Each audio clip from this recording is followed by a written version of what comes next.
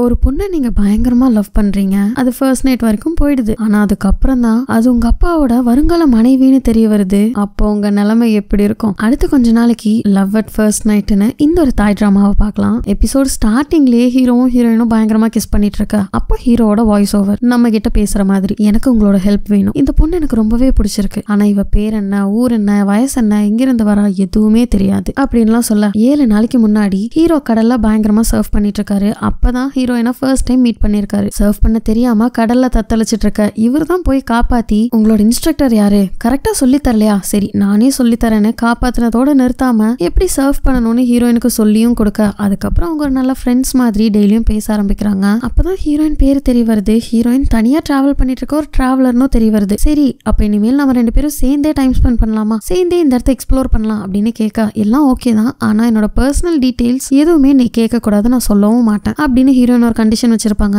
இதுல என்ன பெருசா ஆயிட போகுதுன்னு ஹீரோ அதை பெருசா எடுத்துக்காம 2 பேரும் ஒன்னா டைம் ஸ்பெண்ட் பண்ண. ஒரு நாள் பீச் ஓரமா கப்பிள்ஸ் கேம் ஒன்று நடந்துட்டு இருக்கு. சரி நாமளும் பார்ட்டிசிபேட் பண்ணலான்னு 2 பேரும் பார்ட்டிசிபேட் பண்ண அந்த நிமிஷம் தான் ஹீரோயின் கண்ணை பார்த்த ஹீரோக்கு உடனே லவ் வந்துருச்சு. முன்னாடி விட கொஞ்சம் க்ளோஸா தான் இருக்காங்க. ஒரு நாள் ஹீரோ கொஞ்சம் சோகமா இருக்க, என்னாச்சுன்னு கேட்டா நீ தான் பர்சனல் டீடைல்ஸ் எதுவும் பேசக்கூடாதுன்னு சொல்லிருக்கியே அப்படிங்கிற மாதிரி ஹீரோவும் கொஞ்சம் சோகமா சொல்ல, அதெல்லாம் இருக்கட்டும், என்னதான் சோகமா இருந்தாலும் சொல்றதுக்கு அதை கேட்கறதுக்கு நமக்கு யாராவது ஒரு ஆள் இருந்தா போதும். இப்ப நான் இருக்கேன்ல, என்கிட்ட சோகத்தெல்லாம் சொல்லு. நான் வீட்டுல எங்க அப்பா கூட சண்டை போட்டு வெளியில ஓடி வந்துட்டேன். எங்க அப்பா ஒரு நகை கடையும் கூடவே ஒரு தீம் பார்க்கும் வச்சிருக்காரு. அவரோட பிசினஸை என்ன எடுத்து நடத்த சொல்றாரு. எனக்கு ஒரு நகை கடை உருவாக்கி தரேங்கிற மாதிரி பேசிட்டு இருக்காரு. எனக்கு அதுல விருப்பமே இல்லை அப்படின்னா அவங்க அப்பாவை காட்ட, அப்பா கூட கையை நீட்டி சண்டை போட்டுட்டு இருக்கா. அப்பா முன்னாடி கை நீட்டி பேசாத அப்படின்னு ஹீரோ அம்மாவோட தங்கச்சி வந்து அப்பாவுக்கு சப்போர்ட் பண்ண, அவங்க எப்பவுமே அப்பா சைடு தான். இன்னொரு பக்கம் அப்பாவோட அசிஸ்டன்ட் வந்து அவங்களும் கொஞ்சம் அப்பாவுக்கு சப்போர்ட் பண்ற மாதிரி பேசுறாங்க. ஆனா இவங்க எப்பவுமே அப்பா சைடு இல்ல, அப்பப்ப என் சைடும் பேசுவாங்க. இப்படிதான் சண்டையே நான் வீட்டை விட்டு வந்துட்டேங்கிற கதையெல்லாம் ஹீரோயின் கிட்ட சொல்ல 2 பேருமே பயங்கரமா குடிச்சு மப்பாகுறாங்க.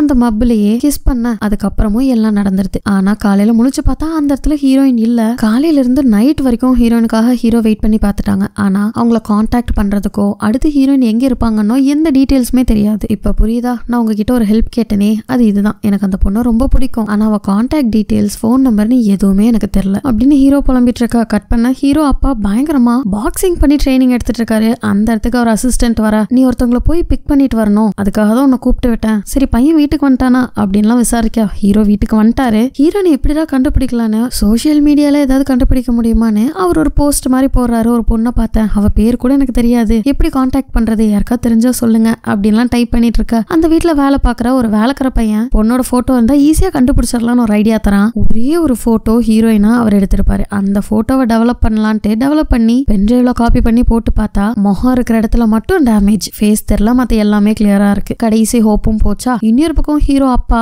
அம்மாவோட சிஸ்டர் கிட்ட 4 மணிக்கு என்ன வந்து மீட் பண்ணுன்னு சொல்லிருப்பாரு. ஹீரோ அம்மாக்கு என்னாச்சுன்னு தெரியல. ஆனா அம்மாவோட தங்கச்சி அவங்க அப்பாவும் ஒன் சைடா லவ் பண்ணுது. ஒருவேளை லவ் ஓகே பண்றதுக்காக தான் இன்னைக்கு வந்து மீட் பண்ண சொல்றாரோ அப்படின்னு அவ குஷியா இருக்க. இன்னொரு பக்கம் ஹீரோக்கும் வீட்டுக்கு வந்து பாக்கணுங்கிற செய்தி வருது. அதுவும் எப்படி, போன் பண்ணிலாம் சொல்லல, வீட்டுக்கு வெளியில ஒரு ஸ்பீக்கர் மாட்டிருக்காரு அவங்க அப்பா. ஸ்பீக்கரை பார்த்ததோ அதை கலட்டி கொண்டு வந்து அவங்க அப்பா கிட்ட பேசிட்டு இருக்க, நீங்க எல்லாரும் ஒருத்தவங்களை மீட் பண்ணணும், என்னோட ஃபியூச்சர் வைஃபா வர சொல்லியிருக்கேன், அவங்களை மீட் பண்றதுக்காக தான் அவங்க எல்லாரும் இங்க வர சொன்னு அவங்க அப்பா சொல்ல, ஃபியூச்சர் வைஃபா இங்க வந்து நிக்கிறது ஹீரோயின் தான். அதை பார்த்தோன்னே ஹீரோக்கு செம்ம ஷாக்கு. அது மட்டும் இல்லாம தன்னோட பேரை சொல்லி இன்ட்ரோடியூஸ் ஆயிக்கிறாங்க. இதுக்கு முன்னாடி ஹீரோ கிட்ட சொன்ன பேர் கூட போய் தான், இப்ப சொல்ற பேர் தான் நிஜமான பேரு. அப்படியே கட் பண்ணி ஹீரோயினோட பிளாஷ்பேக்க காட்டுறாங்க. 10 நாளைக்கு முன்னாடி ஹீரோயின் கம்பெனில உங்களுக்கு வேலை போயிடுது. ஆனா கையில ஒரு வீட்டோட மினியேச்சர் பொம்மை எடுத்துக்கிட்டு ஒரு அபார்ட்மெண்ட் வராங்க. இன்னைக்கு எங்களோட 3rd anniversary. வேலை போனதை அவங்கிட்ட சொல்லி அவனையும் சோகமாக்க விரும்பல. எங்களோட ட்ரீம் ஹவுஸை வாங்குறதுக்கு மினியேச்சர் எடுத்துட்டு வந்திருக்கேன், கண்டிப்பா அவன்கிட்ட காட்டினா சந்தோஷப்படுவான்னு பாய் ஃப்ரெண்டை பார்க்க ஆசையா கதவை திறந்துட்டு போனா அவன் வேற ஒரு பொண்ணு கூட சீட் பண்ணிட்டு இருக்கான்.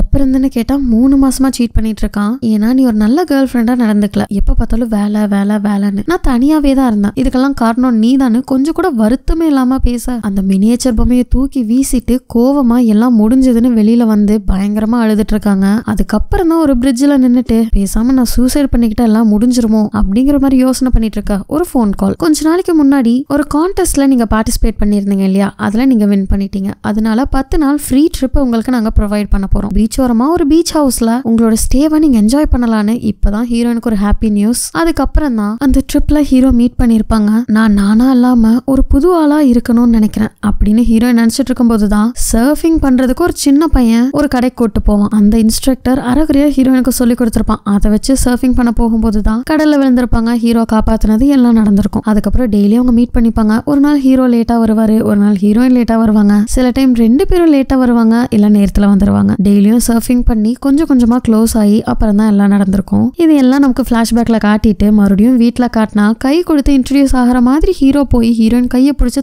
தரன்னு வெளில இழுத்துட்டு போயிடுறாரு. கூடவே மெயின் டோரையும் லாக் பண்ணிட்டு வண்டியில ஏத்திட்டு அவரோட இடத்துக்கு கூட்டிட்டு போய் உன்னோட உண்மையான பேர் தான் என்ன, உனக்கு எங்க அப்பாவை எப்ப இருந்து தெரியும் அப்படின்லாம் கேட்க, உண்மையான பேர் அதுதான், உங்க அப்பாவை உன்னை தெரியறதுக்கு முன்னாடி இருந்தே தெரியும் அப்படிங்கிற மாதிரி குண்டு தூக்கி போட, அப்ப நீ எங்க அப்பாவுக்கு துரோகம் பண்ணிருக்க, அவரை லவ் பண்ணும்போது நீ எப்படி என் கூட சீட் பண்ணலாம் அப்படின்னு நியாயமான ஒரு கேள்வி கேட்க, இது கொஞ்சம் காம்ப்ளிகேட்டட், சொல்றது புரிஞ்சுக்கோ, உனக்கு முன்னாடியே உங்க அப்பாவை தெரியும், ஆனா அவர் ப்ரப்போஸ் பண்ணது கொஞ்ச நாளைக்கு முன்னாடி தான், நான் சொல்றத நம்பு அப்படிங்கிற மாதிரி ஹீரோயின் சொல்ல, பொய் சொல்லாத, அன்னைக்கு நைட்டு நம்ம இன்டிமேட்டா இருந்தபோது நீ ரொம்ப என்ஜாய் பண்ண, எனக்கு அது தெரியாதானே கிஸ் பண்ண போக, கொஞ்சம் அடக்கி வாசிக்கிறியா, நான் உன்னோட அம்மா ஆக போறேன், என்கிட்ட இந்த மாதிரிலாம் நீ நடந்துக்க கூடாது அப்படின்னு ஹீரோயின் கோவத்துல சொல்ல, அம்மாவா, திடீர்னு வந்து எங்க அப்பாவை கல்யாணம் பண்ணிக்க போற அம்மான்னு சொன்னா நான் அதை ஏத்துக்கணுமா, நீ எங்க அப்பாவை லவ் பண்றியா சொல்லு அப்படின்னு திரும்ப திரும்ப கேட்க, இல்ல நான் லவ் பண்ணலங்கிற மாதிரி ஹீரோயின் சொல்லிடுறா. அப்புறம் எதுக்கு அவரை கல்யாணம் பண்ண போற அப்படின்னு பயங்கரமா சத்தம் போட்டுட்டு இருக்கும்போது கரெக்டா அந்த இடத்துக்கு அப்பா வந்துடுறாரு. கல்யாணம் பண்ணிக்க போறேன்னு சொல்றீங்க, உங்களுக்கு ஒரு பொண்ணு இருந்திருந்தா இந்த வயசு தான் இருந்திருக்கும், இவ்வளவு சின்ன பொண்ணை கல்யாணம் பண்ணிக்க போறீங்களா, அது மட்டும் இல்லாம இவ யாரு என்ன எதுன்னு எதுவுமே தெரியாது, இவ ஒரு ஃப்ராடா இருந்தா என்ன பண்ணுவீங்க அப்படின்லாம் சொல்ல, ரொம்ப ஓவரா பேசாத, இன்னொரு டைம் இந்த மாதிரி நடந்தா அவ்வளவுதானே மிரட்டிட்டு ஹீரோயினை பத்திரமா அவர் வீட்டை கூட்டிட்டு போய், பயப்படாத, உன் சைட்ல எப்பவுமே நான் இருப்பேன், இந்த மாதிரி இன்னொரு டைம் ஆகாம பாத்துக்கிறேன், நீ நிம்மதியா இருன்னு சொல்லிட்டு போயிட, எனக்கு மட்டும் ஏன் இப்படி எல்லாம் நடக்குதுன்னு தலையை பிச்சுக்கிட்டு இருக்கா ஹீரோயின். இன்னொரு பக்கம் ஹீரோவோ ஹீரோயின் சொன்னதே நினைச்சு பார்த்துட்டு வேலைக்கார பையன்கிட்ட எதுக்கும் அந்த பொண்ணு மேல ஒரு கண்ணு இருக்கட்டும்னு சொல்லிட்டு தூங்கிட. அடுத்த நாள் ஹீரோயின் எங்க போனாலும் தொடர்ந்து போய் ஹீரோயின் என்ன பண்றாங்கன்னு வேலைக்கார பையன் பார்த்துட்டே தான் இருக்கான். அது மட்டும் இல்லாம ஹீரோட சித்தி அவதான் அவங்க அப்பா ஒன் சைடா லவ் பண்றாள, இப்போ புதுசா ஹீரோயின் வந்ததுனால அப்பாவை கல்யாணம் பண்ணிக்க முடியாதுங்கிற கடுப்புல அவளும் கோவப்பட்டுட்டு இருக்கா. இந்த வீட்டுல யாருமே நார்மலா இருக்க மாட்டீங்களா அப்படின்னு ஹீரோயின் யோசிக்கா. இன்னொரு பக்கம் ஹீரோ தூங்கிட்டு இருக்காரு. அப்போ ஒரே சவுண்ட் என்னன்னு வெளியில வந்து பார்த்தா வந்திருக்கிறது ஹீரோட ஃப்ரெண்டு. அவர் வீட்டுல வைக்கிறதுக்கு நிறைய செடி கொடி மரம் எல்லாம் இறக்கிட்டு இருக்காரு. ஆல்ரெடி நீ பே பண்ண வேண்டியது பேலன்ஸ் இருக்குடா, மரியாதையா நீ வாங்கின மரத்துக்கெல்லாம் காசு கொடு, அப்பதான் உங்ககிட்ட ஒரு விஷயத்த சொல்லுவேன்னு சொல்ல, சரி என்ன விஷயம்னு முதல்ல சொல்லு, நான் எல்லாத்துக்கும் ஒட்டுக்கா பே பண்ணிடுறேன்னு ஹீரோ சொல்றாரு. உங்க அப்பாவை கல்யாணம் பண்ணிக்க போக ஒரு பொண்ணு வந்திருக்கா இல்லையா, அவளும் உங்க அப்பாவும் எப்படி மீட் பண்ணாங்க, ஏன் இந்த கல்யாணம் நடக்குதுன்னு எனக்கு தெரியும் அப்படிங்கிற மாதிரி சொல்ல, அப்படியே இந்த எபிசோடும் முடியுது. பை.